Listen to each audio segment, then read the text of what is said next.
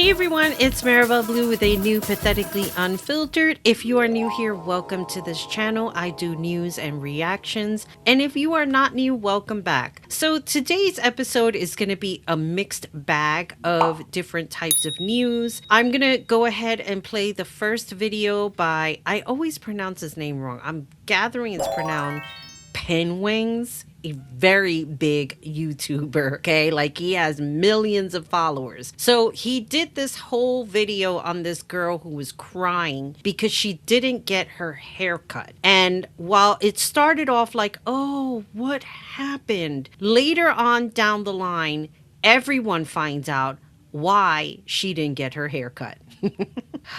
It's always the people that want to play victim, but they are never a victim. I just got up, ate my breakfast, and checked my email when something came in like a missile.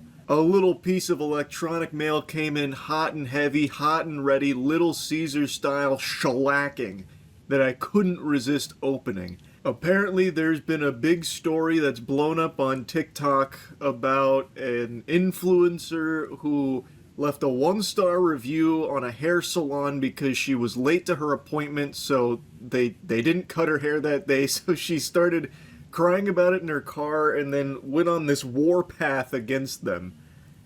And I gotta tell you, I was captivated. Just went to go get my hair cut. My hair's not cut. And I will be writing a 1-star review for this place. Thank you very much. I love LA. Well, got me tearing up as well. It took a lot of strength to do what she did there, to be so vulnerable in a moment of crisis, nay, tragedy like this, and to let everyone know that she will be leaving a 1-star review here, a necessary evil for what's unfolded. Now, obviously, there's a lot of important questions that have been left unanswered. Why? How could this happen? Where did we all go wrong? She went for a haircut, yet no haircut was received. Haunting. That is a chilling, terrifying tale reserved exclusively for campfire ghost stories, and yet it happens to be true here.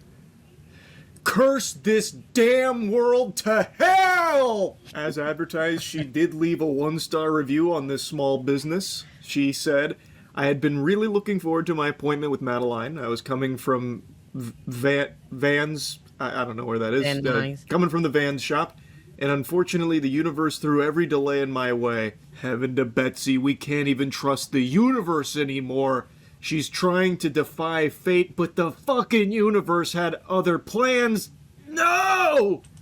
Let me just say this. In addition to this whole universal thing, which I'm very much into, I don't associate everything that happens in my life as it's the universe. Being late to an appointment is because you were late, because maybe you got up late. You did everything late. You left the house late.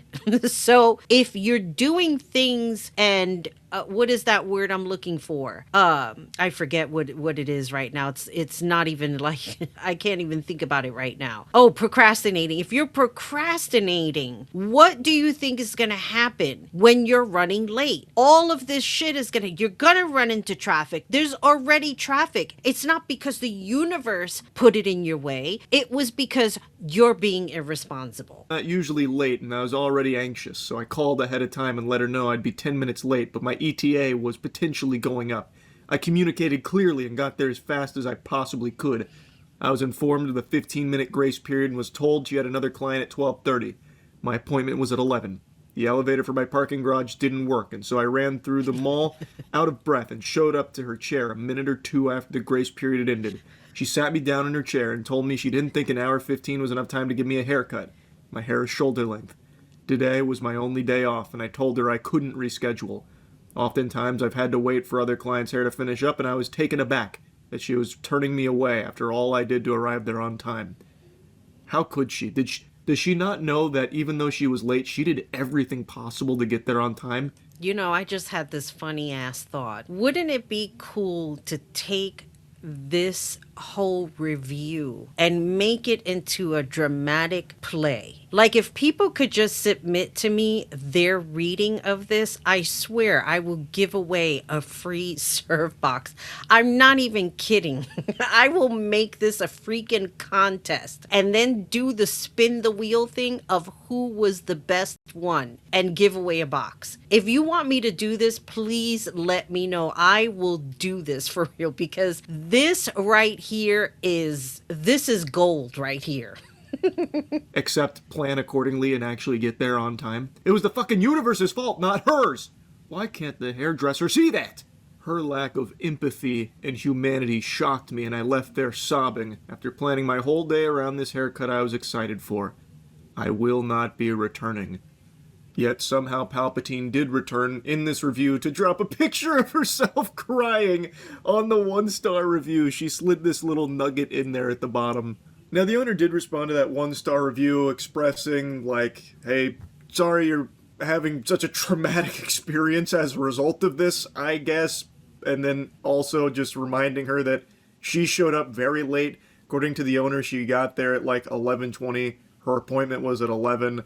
So they didn't feel they could accommodate her for the haircut that she was looking for in the time that they had, which was like an hour 15, hour 30, whatever it was. So I'm going to link this video down below. I'm laughing because I made a mistake, so I'm going to edit that out. But I will leave this video down below in the description, and you can watch this video in its entirety. But I will say this. This girl, first of all, to blame the universe for being late is unacceptable. The universe doesn't work that way. The universe is not going to intervene and put things in your way to get somewhere late on purpose when you're already running late. And to leave the review that she left, this is the thing that people should be careful with. Like, don't think you can leave negative reviews and the business owner is not going to respond to that. If you're prepared to leave a negative review, have receipts to back it up. There are so many people calling themselves influencers when they're not. They want to go out and get free food. They want to go out and sample food and do all of this shit so that they can get free food later on down the line. I just can't respect that. So just don't do it. If you're going to have receipts as to why you were upset with the business, then fine, so be it. But once you put it out on the internet and then you're like, oh, well, I was 20 minutes or 30 minutes late for an appointment and it's for a haircut, that person is waiting for you. The chair is vacant for 30 minutes when they could have somebody else and be making money in that 30 minutes. And you expect full service for being late. It just doesn't work that way. I used to go to the hair salon in the Bronx, right? And I would make an appointment with my hairstylist all the time. And she would always put me in a back seat. Like, she would always there would be a lady that would come in. I don't know who she was. And she would ask me, oh, do you mind if I do her first? It would really upset me because it's like, look, I said 11 o'clock and now somebody else is coming in at 11 and you want to take her first and not me. Because why? Her hair is faster than mine. I don't care. I made the appointment. So I expect to be seen at 11 o'clock and not some woman who just is a walk-in and you want to take her first to get her out of the way. I get that, okay? There have been many a times I'd be like, oh yeah, I have nowhere to go. So I would be okay with it because I knew that she would be finished with that lady within a 30-minute span. But I wouldn't allow it all the time. It'd be like, no, I made an appointment. I have things to do. And it's the same way here. It's going to be the reverse. If you made an appointment with the hair salon at a certain time, have the common courtesy to be there on time. It's not that hard. And it's not the universe's fault. So the next story I'm going to play is about an HOA where people had made purchases, and I don't even know how this is even legal. I mean, I think personally for me, I think HOAs are a scam. I live in a HOA. I honestly can't stand it. If I knew the kind of, I don't want to say trouble because there really isn't. It's almost like an unnecessary hassle. You know what I mean?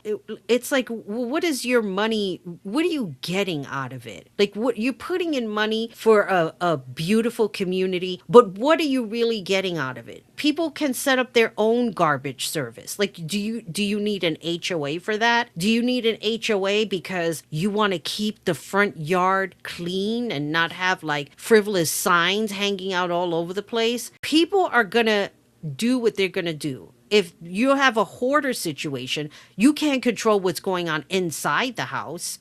You think an HOA is going to help you with that? I don't know. It's just stupid. But anyway, I'm going to go ahead and play this video. And before I go ahead and play this video, shout out to Bishop because she was the one who turned me on to this story. New at 5, some sticker shock for a neighborhood in Catawba County facing steep increases in HOA fees. Families in the Magnolia Cove subdivision say that they could be forced to pay more than $1,200 a month in fees, along with a $10,000 assessment. Channel 9's Dave Faraday is live from Sherrills Ford. Dave, some of these homeowners are telling you they just can't afford this hike. Yeah, Erica, some of the homeowners out here are retired, and they tell me that they just didn't budget for this kind of increase. If you look behind me, you can see the neighborhood. Those HOA fees, I was told by those homeowners, goes to lawn maintenance, along with a pool that they say was never built. Jill Menson lives in the Magnolia Cove subdivision, and like many of the owners here, was shocked by this notice of an increase of HOA fees from $350 to $1,250 a month, along with a special assessment of $10,000. I spend nights crying because this is just ruining my life. Not what we signed up for. Menson isn't alone. Homeowners say the developer is also the HOA president. They say at one time the dues were $158 a month 4 years ago. There are 80 homes in the neighborhood, but only 20 owners now, and they are questioning how their money is being spent. The lack of transparency, that there is litigation that's ongoing, and that litigation could have been stopped just by answering questions. We reached out to the HOA about the increases, and their attorney responded saying the assessments are being raised to adequately fund the operations of the association.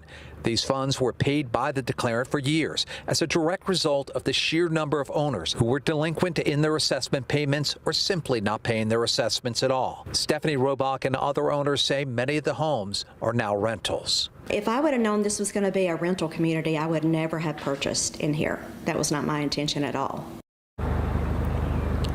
And that HOA meeting, which is next month, I'm told that it will be virtual. The homeowners here, if they have some questions, they must submit those ahead of time. They also tell me that they won't be allowed to vote on the increase that they could face here.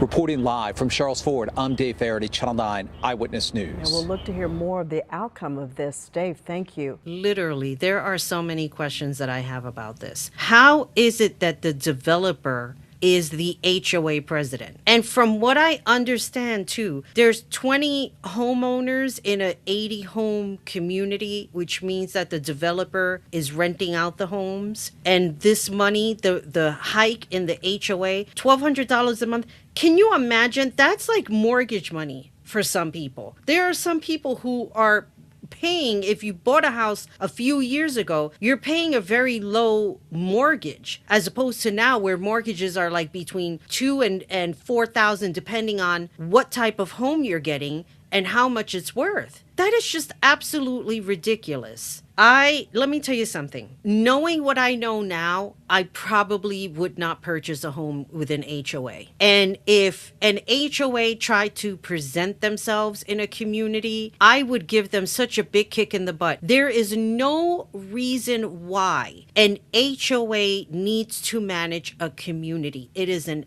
absolute scam. It really is. And it should be outlawed. There is no reason. I just can't see a logical reason why any homeowners association should ever exist in telling people how they should manage their homes. If you buy a home, it means that you're grown enough to take care of your house. And yes, there are some, you're gonna have those neighbors where they're unsavory. Maybe they're not well kept for whatever reason that is. And that's something that maybe needs to be dealt with. But a homeowner association is an absolute scam. I said what I said. All right, so now we're going to move on to some shorts here on TikTok. I was looking at the iHip when they were talking about JD Vance appearing on, I guess, Usha Vance has a podcast. It's all very strange, the way he touched her like she was a stranger.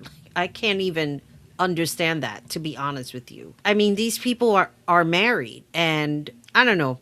I'm going to go ahead and play this video and you see for yourself. This nation's top prostitute, and no, I am not talking about Melania Trump. I am talking about our little smoky eye sociopath, Vice President JD Vance, who has an incredible ability, world champion actually, of each time he sets foot in front of the camera, he makes himself less likable and weirder. So his wife, Usha, has a really cringy podcast where she reads to kids, and she hosts her husband on the podcast, and this is how he greets her. Play the clip. Good to see you. So, good to see you, and then a little tap, tap, tap. When I saw that, I immediately was like, oh, they're not screwing. Like, right. They're absolutely not screwing, because here's how he greets Eric Kirk. Play the clip. So for those of you listening, of course, it's the dry humping that we all witnessed at the Scissor Point. I'm so sorry. I meant Turning Point convention.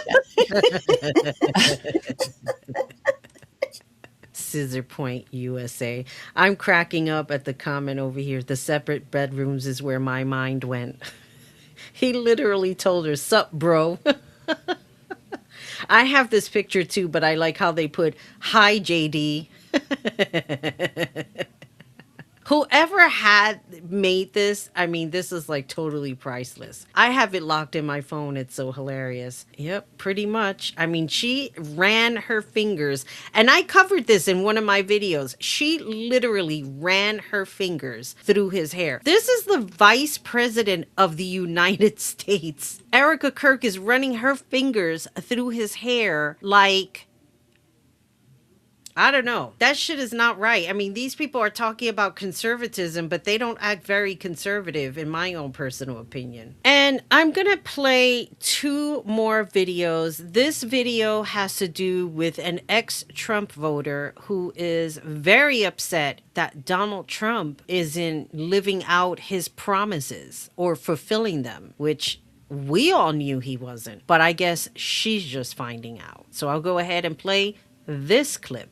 I'm not into politics, but I know what's right and what's wrong. And what's wrong right now? The way Trump is treating us and treating us poor people. I mean, it's bad because he's never been poor. He's always had that gold spoon in his mouth ever since the day he was born. What would you tell him? Go take a hike and let somebody else have a job. I mean, is she for real? Is this what you voted for? Did she actually believe that Donald Trump cares about poor people? Look at this. And the comments. Oh, I didn't care until it affects me. So why did you vote for him? But you knew this. But he told you this isn't his first term. This is my favorite one. I tested negative for sympathy. How can we feel sorry for you? It's amazing how people vote with the intention of thinking they are hurting other people, not realizing they were hurting themselves. It's kind of like that gif that goes around with the woman like punching herself in the face. It's something like that. Like, why would you do that? No one in their right mind would deliberately hurt themselves. No one in their right mind. Clearly, this woman and many others are not in their right mind because they voted and hurt themselves. And now they're sitting there, oh, I didn't know that this was going to happen. It was all in Project 2025. It's not that hard. If you read it, I mean, if you can read, it's all there. And finally, I'm going to end with a paranormal video. And I think for the next video, I might do just a whole paranormal compilation. I think we need something a little bit away from politics, at least just for now. But I will play this paranormal video that I ran into earlier today. And I don't know, I started following the guy. It's very compelling what he has going on. And people in the comments, they were like, oh, get a cat, get a cat. I don't know what a cat is going to do. It's not like it's a mouse running around. But anyway, I'm going to go ahead and play this video. Okay, this is getting fucking weird. So I live in this house. It's my dad's house. But I moved back from California and kind of got stuck here. As you can see, it is just filthy. It's falling apart. Plumbing issues, electrical issues. Before my awakening, I didn't believe in haunting, ghosts, or anything like that, but I've had some weird experiences in this house. A couple months ago, my daughter was playing outside with a friend. And then she said, a woman's at the door for you. Can you see his tattoo? If you see it, comment below. I'm not going to say what it is. I know what it is. So I go downstairs and I start talking to this woman. She was like, hey, sorry to barge in on you. She was like, I just used to live here as a kid and I just wanted to check out this house. I've always been scared to come over here again, but I saw two little girls outside, so I figured it'd be okay. And she's like, yeah, I used to live here. And she's like, this place has a weird energy, doesn't it? And I was like, yeah, I've had some odd things happen here. And she was like, yeah, this place, there's something about this place. And she was like, can I come in just to take a look? And I was like, yeah, sure. And she comes in, she was shaking. And she was like, just the energy, like, I can't, she's like, I can barely be in here. She was trying to go upstairs where my room is, and then before she could go up the stairs, she was like, no, I just feel like a push. And I just can't bring myself to going upstairs. She asked me, she was like, have you been under the house? And I was like, yeah, I had to fix the pipes under the house. So I've been on this side. She was like, yeah, if you go on the other side under the house, there's red eyes. And I still don't know what she meant. I still plan on going under the house to look. But she was like, yeah, there's like a bunch of red eyes. And she was like, yeah, I've been pushed. My mom was pushed up against a wall and by this presence. And I was like, well, you just confirmed my suspicions. Just a moment ago, I was picking up something in the yard, and this guy and I guess his girlfriend slowed down right in front of us, right in front of me. And I waved at him, and then he pulled back around, and I was like, what's up, man? He was like, yeah, can I talk to you real quick? And I was like, yeah. And he goes, is this place still haunted? And I was like, bro, you are the second person to come here and ask me that. And he was like, yeah, he's like, I used to live here, and that top room is definitely haunted. And I was like, yeah, that's my room. And he was like, yeah, when we lived here, I didn't even go in that room. He's like, we just kept that place closed off. He was like, one time me and my brother went up there, and we got pushed going up the stairs. And then we got locked in the room, and he said that my mom couldn't hear us screaming. But soon I'm gonna go under this house and go to the other side of the house and see if I can find these eyes that this woman was talking about. She was like, I was like, excuse the mess, and she was like, no, I get it. She was like, there's something about this place that just ruins everything. And I agree with her because I've tried so hard to like fix pipes, to clean this house, to get it somewhat decent, and every time I do something it just backfires and something else breaks. But it's just so fucking weird. But I will be making a video update when I go into the house and try to find these eyes. I also forgot to mention, in my room, the one that guy claimed is haunted, there's stuff you can see under the paint. There's words right here that I haven't been able to like make out. But when you have the lighting right, there's a pentagram right here that I sleep underneath. And there's also a pentagram up here somewhere. But you can tell that somebody painted over something right here. And I've tried to figure out what the words are, but I can't. But it's pretty crazy. Let me see if I get this pentagram. No, you can't really see it, but when the light's just right, you can see it right here. Okay, so actually that was not the video that I wanted to play, but I'm going to leave it in here because eventually I was going to play it anyway. I wanted to say this. A lot of people will speculate with the pentagrams and not really understanding the symbol, what the pentagram symbolizes for. Right away, their mind goes to demonic things. And not everything that has to do with the pentagram is demonic. If people were doing things inside that house and conjuring things, yeah, you can bring up bad energy and then not know how to get rid of it. And I think when you play with something that you're not supposed to be playing with, like with an Ouija board, for example, or a Ouija board, not a Ouija, a Ouija board. When you play with that, that is an oracle where energy can come out. And I played with one when I was a teenager. And let me tell you something, those Ouija boards are no joke. You do not want to play with them. I don't even want to be around one. If someone broke out in a Ouija board, I would leave. That's how frightening they are. And I wouldn't play with one. You couldn't give me enough money to use that type of oracle board and think that something won't come out of it and then attach itself to you. So that is a no for me. Everything else I'll deal with. I use tarot cards. People know I use tarot cards. I will use means, but I will not use an Ouija board. I don't know. That's my full stop right there.